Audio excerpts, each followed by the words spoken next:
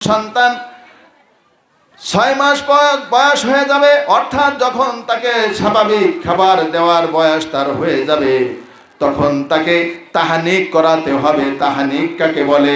কোনো আল্লাহওয়ালা বুজুর্গানে দ্বীনের কাছে নিয়ে যেতে হবে। ওই আল্লাহওয়ালা বুজুর্গ লোক তিনি কোনো খেজুর একটু চিবিয়ে তার গালে মুখে দিয়ে দিবেন, আর সে ওইটাকে চিবিয়ে চিবিয়ে খাবে। এর দ্বারা ওই ব্যক্তি যিনি আল্লাহওয়ালা বুজুর্গ মানুষ, তার যে নেক কাজের অভ্যাস এটা তার মধ্যে প্রভাবিত হবে, সে ওইভাবে গড়ে উঠবে। কিন্তু আমরা সেটা করি না। আমরা গালে ভাত নামক অনুষ্ঠান করি।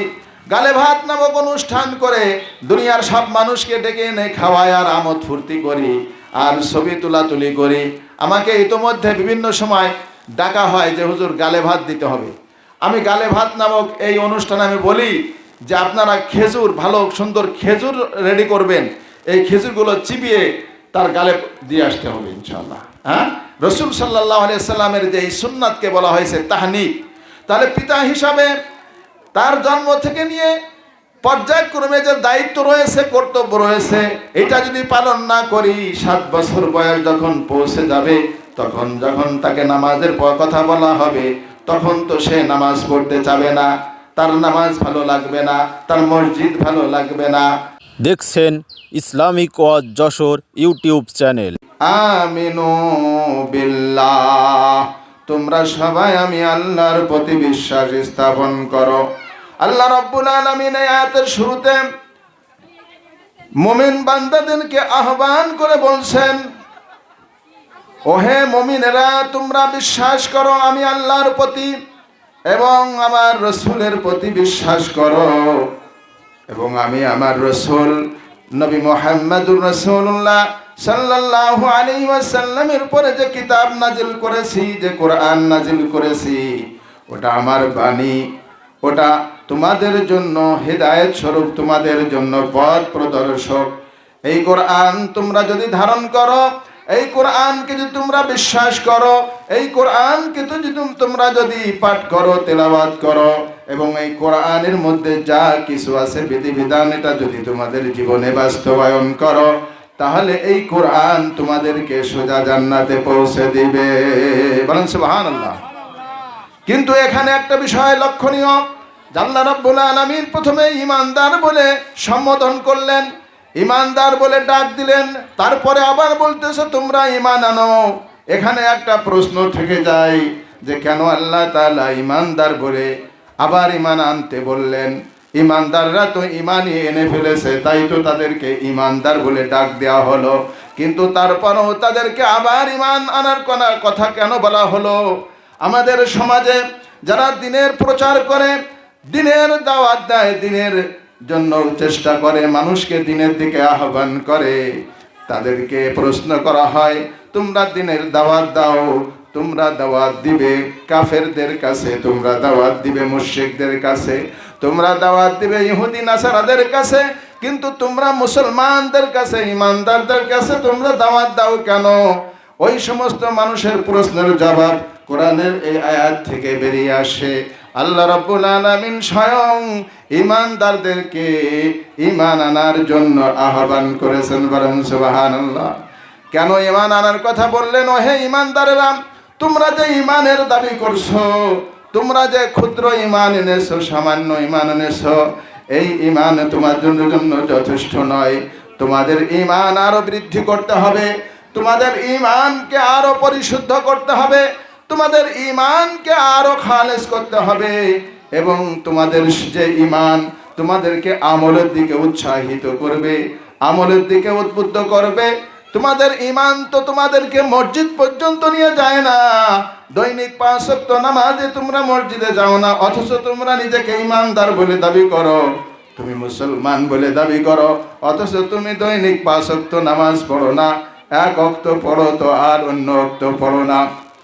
অথচ আল্লাহ রাব্বুল আলামিন ঈমানদারদের উপরে দৈনিক 5 ওয়াক্ত নামাজ ফরজ করেছেন, এবং আল্লাহ রাব্বুল আলামিন ওয়াদা করেছেন যে ব্যক্তি দৈনিক 5 ওয়াক্ত নামাজ সময় মতো আদায় করবে, আমি তার জন্য জান্নাতের ওয়াদা দিলাম। বলেন সুবহানাল্লাহ।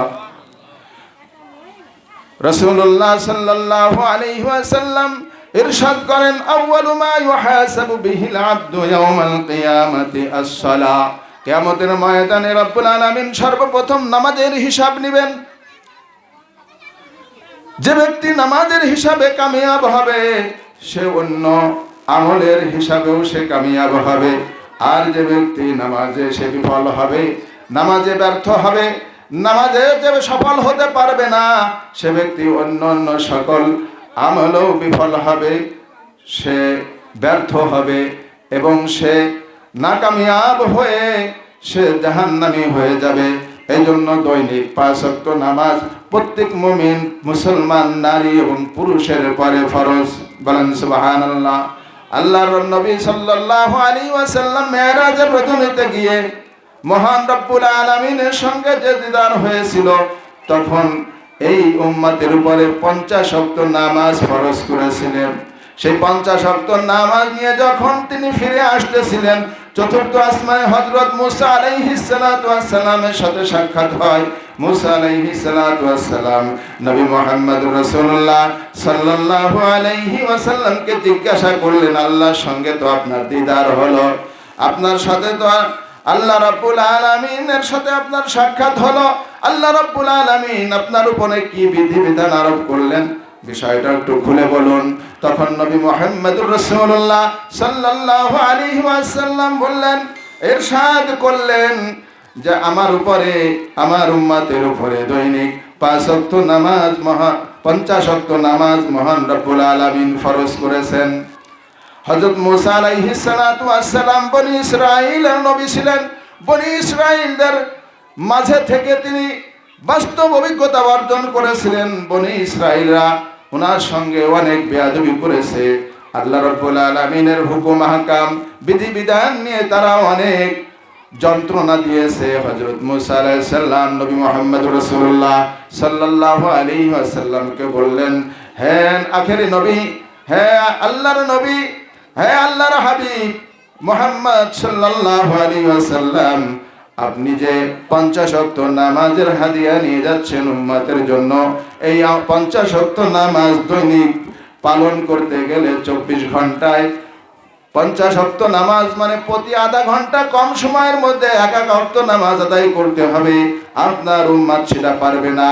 আপনি যান আল্লাহ রাব্বুল আলামিনের দরবারে যে দরখাস্ত করুন, রাব্বুল আলামিন আমার উম্মত এই 50 ওয়াক্ত নামাজ আদায় করতে সক্ষম হবে না, তাই আপনি একটু কমিয়ে দেন। তখন তিনি কমিয়ে দিলেন 5 ওয়াক্ত, ফিরে আসলেন আবার মুসা আলাইহিস সালাম আবার তাকে ফিরিয়ে দিলেন, যান আবার কমিয়ে নিয়ে আসেন।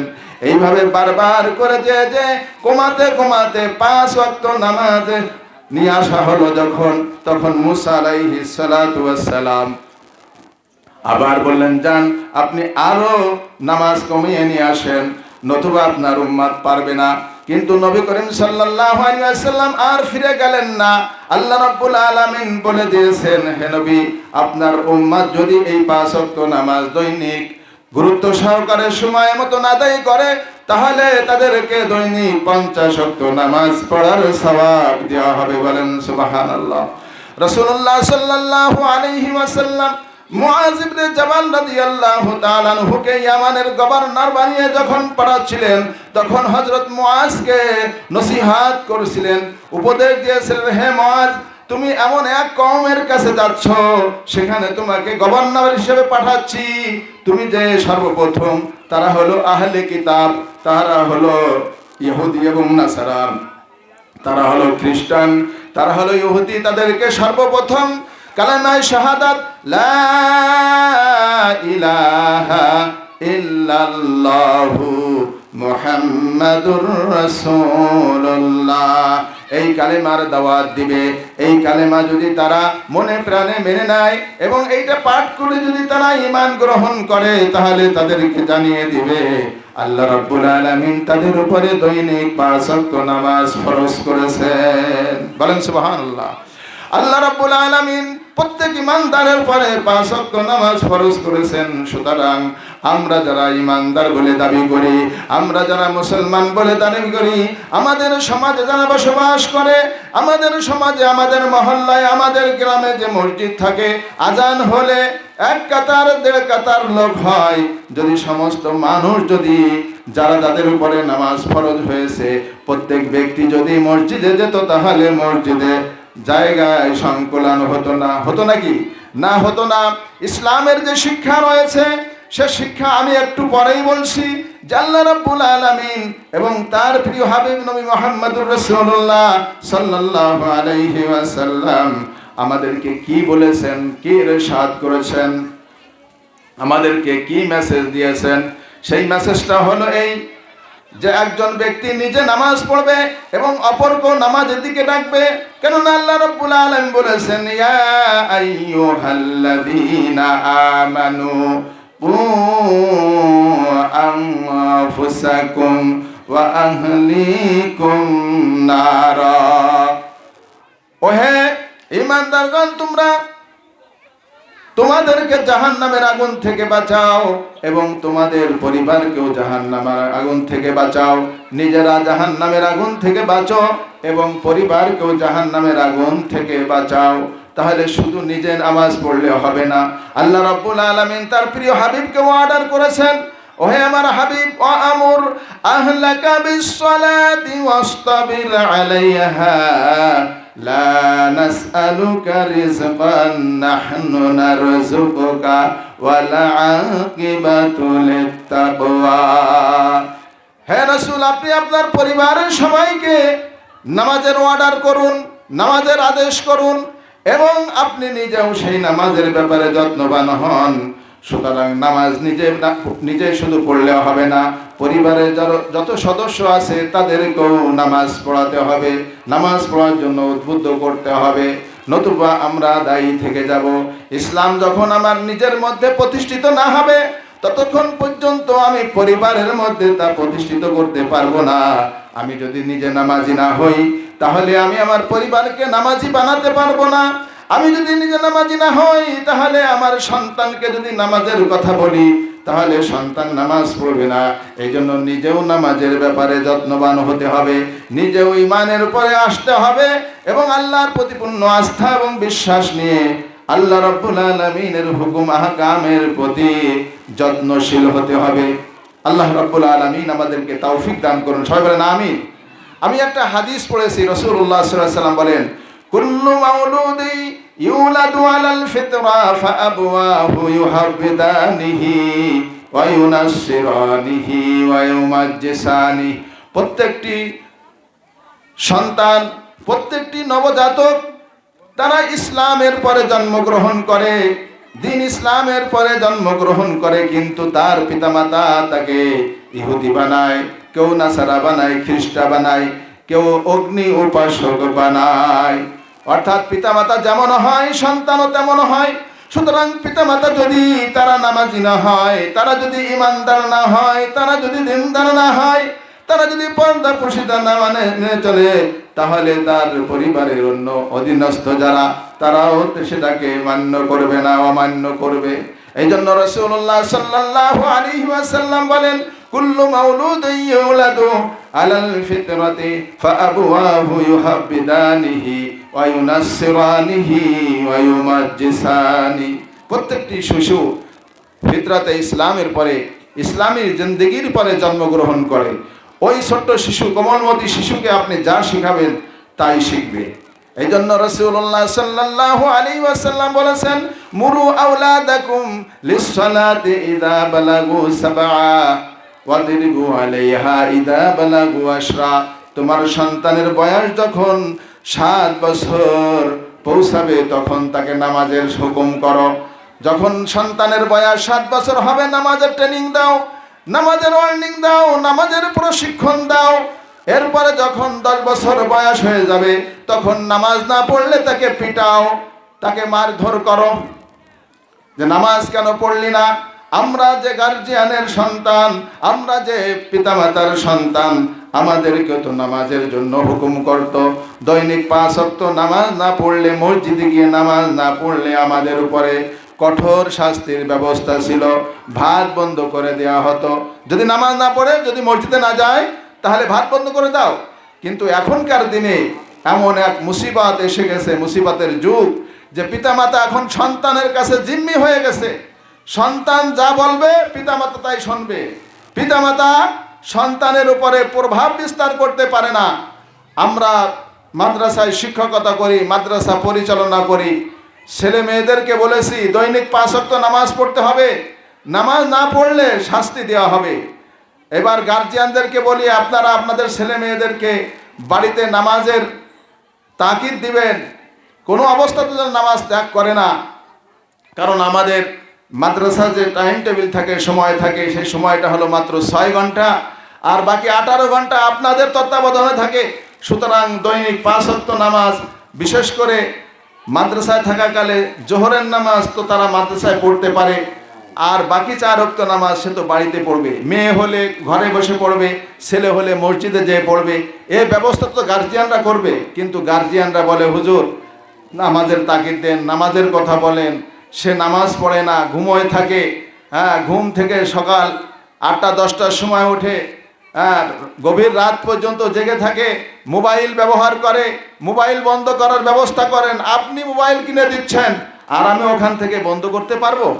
এই জন্য আসুন, আমরা পিতা হিসেবে, মাতা হিসাবে আমাদের যে দায়িত্ব রয়েছে, সে দায়িত্ব সম্পর্কে একটু আমি বলতে চাই। যখনই একজন সন্তান জন্মগ্রহণ করে, যখন একজন নবজাতক জন্মগ্রহণ করে, জন্মগ্রহণ করার 7 দিনের দিন তার একটা সুন্দর নাম রাখতে হয়, সুন্নাতি নাম রাখতে হয়, আসমাউল হোসনা, ভালো নাম, সুন্দর নাম, যে নামগুলো রাসূলুল্লাহ সাল্লাল্লাহু আলাইহি ওয়াসাল্লামের দিক নির্দেশনা দিয়েছেন, স্বীকৃতি দিয়েছেন। আব্দুল্লাহ, আব্দুর রহমান সর্বোত্তম নাম, সর্বশ্রেষ্ঠ নাম। এই নাম সহ আরো অন্যান্য যে সমস্ত ভালো নাম আছে, নবীদের নামের সাথে নাম মিশিয়ে, সাহাবায়ে কেরামদের নামের সাথে নাম মিশিয়ে, কোন ওলিউল্লাহ গাউস কুতুবের নামের সাথে নাম মিশিয়ে যদি নাম রাখা হয়, তাহলে সেটা সুন্দর হয়। সুতরাং সর্বপ্রথম তার একটা সুন্দর নাম রাখতে হবে। 7 দিনের দিন তার মাথার চুল কামিয়ে দিতে হবে। মাথার চুল কামিয়ে দিয়ে মাথার যে পরিমাণ চুল হবে ওজন করে, সেই পরিমাণ চুলের ওজন পরিমাণ সোনা অথবা রূপা আল্লাহর রাস্তায় দান করে দিতে হবে। এবং ওই 7 দিনের দিন যদি পুত্র সন্তান হয়, তাহলে আকিকা দিতে হবে, 2টা খাসি, 2টা ছাগল আকিকা দিতে হবে। মেয়ে হলে একটা। 7 দিনের দিন, কয় দিনের দিন? 7 দিনের দিন। যখনই সন্তান জন্মগ্রহণ করে 7 দিনের দিন কয় কাজ? নাম রাখতে হবে, মাথার চুল কামাতে হবে, আর কি করতে হবে? আকিকা দিতে হবে। কিন্তু এই সমস্ত সুন্নাহমূলক কাজ, রাসূল সাল্লাল্লাহু আলাইহি ওয়াসাল্লামের যে আদর্শিক কাজ, এইগুলো না করে আমরা অন্য কিছু করি। আমরা অনেক খাওয়া দাওয়ার ব্যবস্থা করি, আত্মীয় স্বজন ডাকি, গরু জবাই করি, আরও অনেক আমোদ ফুর্তি করি, কিন্তু মূল আকিকার কথা আর আমরা স্মরণ রাখি না। কিন্তু আকিকা দেওয়া একজন পিতার দায়িত্ব এবং কর্তব্য। একজন পিতার স্বীকৃতি হিসাবে তাকে অবশ্যই আকিকা দিতে হবে। আকিকা দেয় না আজ না কাল, কাল না পশু, এই করে করে আকিকাটা বাকি থেকে যায়। পিতা হিসাবে দায়িত্ব পালন করলো না, পরবর্তীতে যে দেখে যখন বৃদ্ধ হয়ে যায়, বয়স হয়ে যায়, তখন নিজের আকিকা নিজে দিতে হয়। অথবা পিতা হিসাবে পরবর্তীতে যে আকিকা দিচ্ছে, কিন্তু 7 দিনের দিন যে দায়িত্বটা, এই দায়িত্বটা সে পালন করে না। এরপরে যখন সন্তান 6 মাস বয়স হয়ে যাবে, অর্থাৎ যখন তাকে স্বাভাবিক খাবার দেওয়ার বয়স তার হয়ে যাবে, তখন তাকে তাহানিক করাতে হবে। তাহানিক কাকে বলে? কোনো আল্লাহওয়ালা বুজুর্গানে দ্বীনের কাছে নিয়ে যেতে হবে। ওই আল্লাহওয়ালা বুজুর্গ লোক, তিনি কোনো খেজুর একটু চিবিয়ে তার গালে মুখে দিয়ে দিবেন, আর সে ওইটাকে চিবিয়ে চিবিয়ে খাবে। এর দ্বারা ওই ব্যক্তি, যিনি আল্লাহওয়ালা বুজুর্গ মানুষ, তার যে নেক কাজের অভ্যাস, এটা তার মধ্যে প্রভাবিত হবে, সে ওইভাবে গড়ে উঠবে। কিন্তু আমরা সেটা করি না। আমরা গালে ভাত নামক অনুষ্ঠান করি। গালে ভাত নামক অনুষ্ঠান করে দুনিয়ার সব মানুষকে ডেকে এনে খাওয়াই, আর আমোদ ফুর্তি করি, আর ছবি তোলাতুলি করি। আমাকে ইতোমধ্যে বিভিন্ন সময় ডাকা হয় যে হুজুর গালে ভাত দিতে হবে। আমি গালে ভাত নামক এই অনুষ্ঠানে আমি বলি যে আপনারা খেজুর, ভালো সুন্দর খেজুর রেডি করবেন, এই খেজুরগুলো চিবিয়ে তার গালে দিয়ে আসতে হবে ইনশাআল্লাহ। হ্যাঁ, রসুল সাল্লাল্লাহু আলাইহি সাল্লামের যে এই সুন্নাতকে বলা হয়েছে তাহনিক, তাহলে পিতা হিসাবে তার জন্ম থেকে নিয়ে পর্যায়ক্রমে যে দায়িত্ব রয়েছে, কর্তব্য রয়েছে, এটা যদি পালন না করি 7 বছর বয়স যখন পৌঁছে যাবে, তখন যখন তাকে নামাজের কথা বলা হবে, তখন তো সে নামাজ পড়তে চাবে না, তার নামাজ ভালো লাগবে না, তার মসজিদ ভালো লাগবে না। অথচ আমরা কি করি, সন্তান যখন কথা বলা শেখে তখন তাকে বিভিন্ন রকমের ছড়া, কবিতা, বিভিন্ন ইংরেজি শব্দ আমরা শিখাই, অথচ আল্লাহ এবং আল্লাহর রসুলের নাম শিক্ষা দিই না। আল্লাহ কে, আল্লাহ আমাদের কি করেন, এইগুলো বুঝাই না। নবী মুহাম্মদুর রাসূলুল্লাহ সাল্লাল্লাহু আলাইহি ওয়াসাল্লাম কে, তার নাম কি, এইগুলো আমরা বুঝাই না। দিন সম্পর্কে কিছু জানাই না। ঘরের মধ্যে অন্যান্য সব কিছু তাকে জানানো হয়, বোঝানো হয়, কিন্তু দিন সম্পর্কে তাকে সম্পূর্ণ অজ্ঞ রাখা হয়। অথচ আল্লাহ রসুল বলেছেন, তলাবুল ইলমি ফারিদাতুন আলা কুল্লি মুসলিম। তো ভাইরা, ইলম অন্বেষণ করা প্রত্যেক মুসলমানের উপরে ফরজ, সে নর হোক অথবা নারী হোক। দৈনিক 5 ওয়াক্ত নামাজ তাদের জন্য আবশ্যক, এবং এই নামাজ পড়তে গেলে তাদেরকে কি করতে হবে, ইলম শিখতে হবে।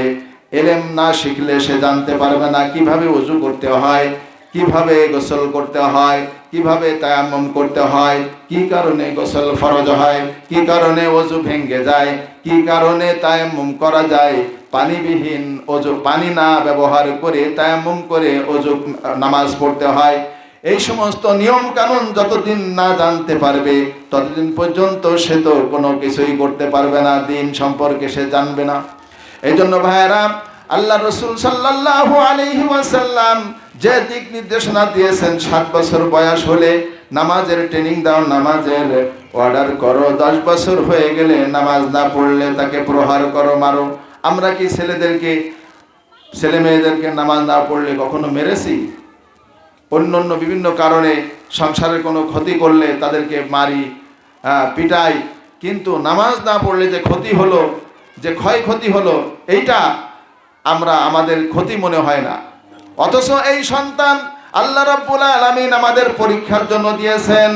আল মালু ওয়াল বানুনা জিনাতুল হায়াতিদ দুনিয়া ওয়াল বাকিয়াতুস সালিহাতু খায়রুন ইনদা রাব্বিকা সাওয়াবান ওয়া খায়রুন উকবা। এই সন্তান সন্ততি আর অর্থ সম্পদ, এটা দুনিয়ার সৌন্দর্য, এটা ক্ষণস্থায়ী, এখন আছে আবার অন্য সময় নাই। সকালবেলার ধনীর তৈ ফকির, সন্ধ্যাবেলা সকালে ধনী আছে, বিকালে ফকির, আবার বিকালে ধনী আছে, সকালে ফকির। অর্থ দেওয়ার মালিক আল্লাহ, সন্তান দেওয়ার মালিক আল্লাহ। এগুলো দুনিয়ার সৌন্দর্য, কিন্তু প্রকৃত আমল, নেক আমল হলো পরকালের জন্য, এবং এটাই হলো আমাদের উন্নত এবং সুন্দর পরিণাম। যদি আমরা আমাদের আমল তৈরি করতে পারি, নামাজের আমল, রোজার আমল, এবং কোরআন তেলাওয়াতের আমল, হজের আমল, জাকাতের আমল, এমনি করে আরো যত নেক আমল আছে, এইগুলো করে করে যদি আমরা আমাদের নেকির পুঁজি বানাতে পারি, তাহলে সেটাই থেকে যাবে এবং সেটাই আমাদের জন্য পরকালে উপকার হবে।